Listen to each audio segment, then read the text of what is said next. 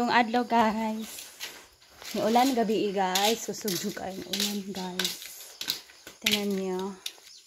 Saan ang mga halaman. And guys, ano. Tingnan niyo, nagdwasa ang kalsada.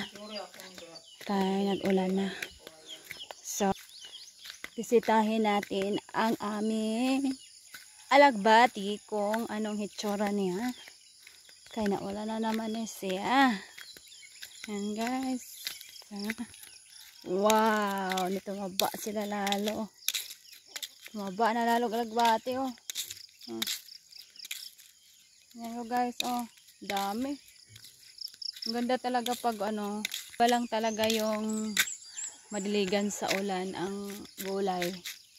No, dami na niyang ano, pwede na naman siyang kung ano, pwede na naman tong sabaw.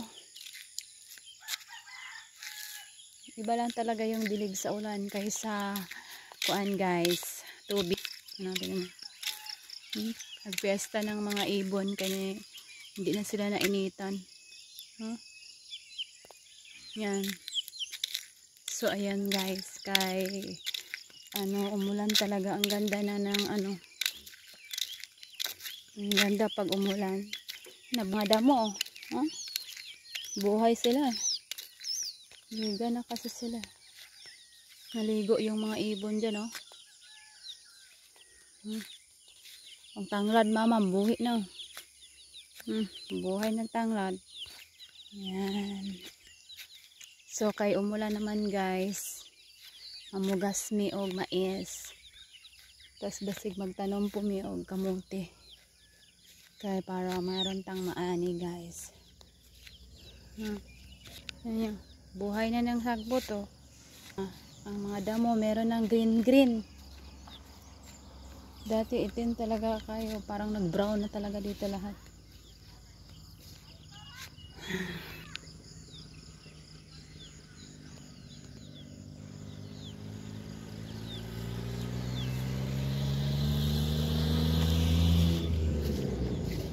Yan. So, sobrang init guys. Ganyan na nangyari sa lupa oh. Yan, nag-crack siya. Kaya hindi din pwedeng biglain ang ulan. Kasi magkaroon yan ng ano, landslide pag ganyan. So, tingnan nyo guys. Yan yun.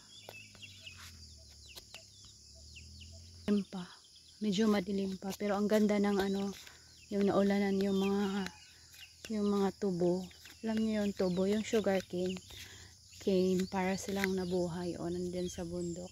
Yan, sugar cane kasi yan. Sarap maglakad guys pag ganitong oras.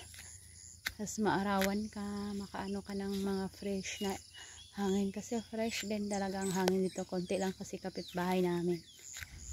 So yun lang guys. Maglakad-lakad lang tayo muna. Pero baka mamugas meron. Among baol mo na among baol guys. Kana na dias handig nga hawan mo na among baol. Amo na siyang pugsan.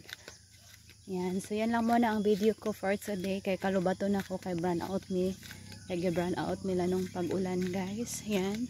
Ito si En Living Sarot Vlog. Don't forget to follow my Facebook page. Bye bye and God bless.